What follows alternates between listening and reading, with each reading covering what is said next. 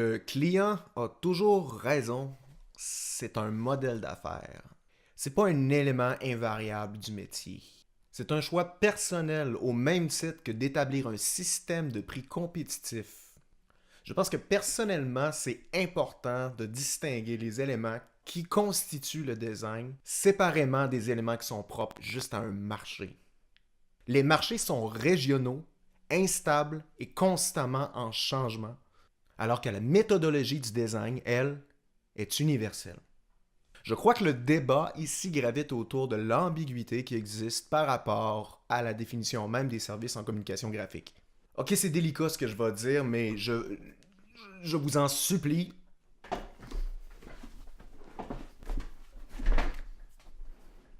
Je vous supplie, non, je vous implore de me croire que c'est pas un jugement que je porte, c'est plutôt une réalisation dont l'importance se limite seulement à ma surprise devant les faits parce que j'appartiens à une autre école.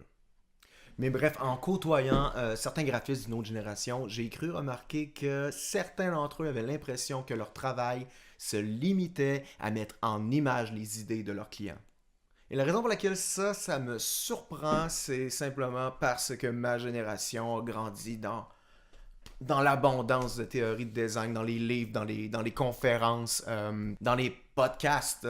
En fait, on a l'impression d'être membre d'un mouvement universel de design qui fait la promotion de l'application des meilleures pratiques et également la standardisation du métier. Bon, là, je ne vais pas trop jouer sur les descriptions des métiers du graphisme. Je sais que certaines générations sont peut-être un peu moins à l'aise avec le terme design graphique plutôt que graphisme. Et pourtant, design graphique est un terme qui date du premier quart du 20e siècle. Et il visait tout simplement à remplacer le terme art commercial, principalement parce que ce que l'on fait, c'est pas de l'art, c'est des outils de communication. Et l'aspect commercial est pas primordial à la définition du design. Bon, évidemment, de vendre nos services, ça nous permet d'en vivre et de consacrer la majorité de notre temps à la pratique du métier, mais dans sa définition même du design, qui peut être réduite à une phrase très simple qui serait le rendu de l'intention, le design n'a pas besoin d'impliquer un échange monétaire pour exister. Donc bref, graphisme, c'est le terme général des communications graphiques. Ça regroupe l'illustration, la mise en page éditoriale, le design cinétique et j'en passe. Mais aussitôt qu'on fait la conception d'outils de communication, c'est du design graphique. Et ça, peu importe le niveau d'études. Bon, il y en a qui peuvent penser qu'on est graphiste lorsqu'on étudie au cégep et qu'on est designer lorsqu'on étudie à l'université. Ce qui est complètement faux, c'est la description de nos tâches qui fait ce que l'on fait et non les études.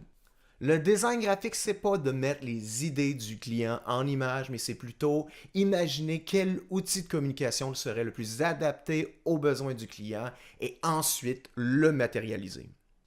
Donc, il est important tout d'abord d'établir un axe de communication qui est basé, lui, sur de la recherche et sur des études de marché. C'est la raison pour laquelle on nous paye et c'est de plus en plus les attentes des clients.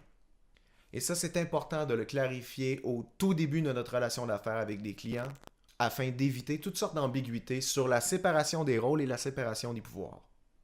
Comme dit Mike Montero, designer et éducateur extraordinaire, si tu demandes à ton client quel caractère typographique, quelle couleur, quel symbole utiliser, logiquement, il y a des bonnes raisons qui se mettent en mode panique. Tout ça, c'est la raison pour laquelle initialement, il t'a engagé. C'est nous les professionnels, c'est à nous de leur expliquer notre démarche, de leur expliquer notre méthode. Et en fait, c'est à nous de même s'assurer que nous avons la bonne méthode. J'aime pas l'expression éduquer le client parce que de toute façon, je crois que dans plusieurs endroits dans le monde, y compris le Québec, on a plutôt un problème d'éducation des designers. Mais il faut toujours garder en tête que le client n'a pas notre bagage, qui va approcher notre relation d'affaires de son point de vue, de son expérience et de l'idée qu'il se fait des communications graphiques. Il ne faut pas prendre pour acquis dès le départ que le client, parce qu'il nous paye, a les connaissances pour diriger le projet. Et c'est pas toujours ses propres attentes à lui non plus. On a toujours l'impression. Et ça, je crois que c'est un réflexe de salarié, en fait. On a toujours le réflexe de croire que parce qu'il nous paye, c'est lui qui prend les décisions. D'ailleurs, le client est probablement déjà hyper occupé avec la gestion de ses propres affaires et serait probablement très rassuré d'apprendre que le designer a tout ce qu'il faut et plus pour gérer le projet.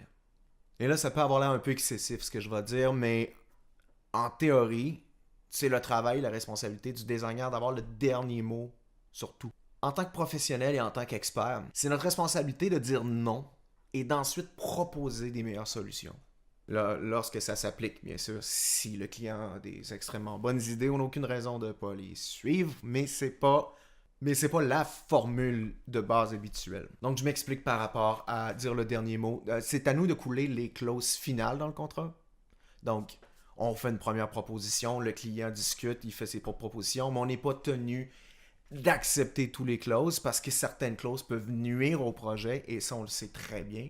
Ça serait irresponsable de faire comme si rien n'était, on veut acheter la paix et on y va avec les clauses, ça va servir à personne et ça risque de nous revenir dans le visage quelque part vers la fin ou le milieu du projet. C'est aussi à nous de faire la dernière proposition sur le prix du projet. C'est notre business et on a besoin d'avoir un contrôle sur les revenus. Et c'est aussi à nous d'avoir le dernier mot sur les dates de remise. Il n'y a absolument rien de rassurant dans un client qui n'est pas pressé de voir son projet se terminer. C'est dangereux et c'est important de spécifier la date de livraison dès le départ et que celle-ci soit inscrite dans le contrat. En fait, je ne sais pas d'où ça vient ce mythe du client qui a toujours raison en communication graphique. Parce que quand on y pense, on est un des rares métiers dans le monde où c'est hyper dangereux de croire que le client a toujours raison.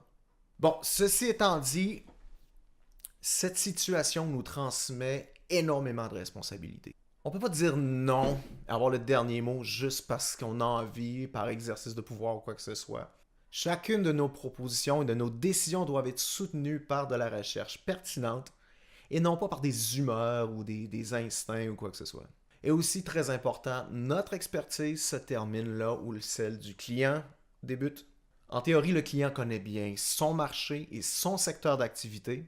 Et c'est important de faire la distinction entre lesquelles des informations provenant du client sont primordiales à la réussite du projet. Donc, évidemment, comme dans plusieurs situations, ça prend énormément de jugement. Mais lorsque les deux parties comprennent les enjeux dans un projet depuis le départ, c'est quand même facile de faire ce partage de pouvoir. Donc voilà ce que j'ai envie de discuter avec vous et merci de m'avoir écouté. Je vous invite également à visiter ma chaîne YouTube et de laisser des commentaires aussi en bas du vidéo pour faire partie de la discussion. J'ai envie de savoir ce que vous en pensez. Et si possible, essayez d'être courtois et poli envers les autres qui vont laisser des commentaires, aussi envers mes opinions. Je crois qu'on est toutes et tous capables d'avoir une discussion pertinente sur les enjeux auxquels on fait face dans la vie de tous les jours dans notre métier. C'est ce qui fait que notre métier est unique. C'est ce qui fait que notre métier est formidable. Et je pense qu'il est hyper important d'être capable entre nous d'avoir ce type de discussion-là. Donc, je vous remercie énormément et je vous souhaite une excellente journée.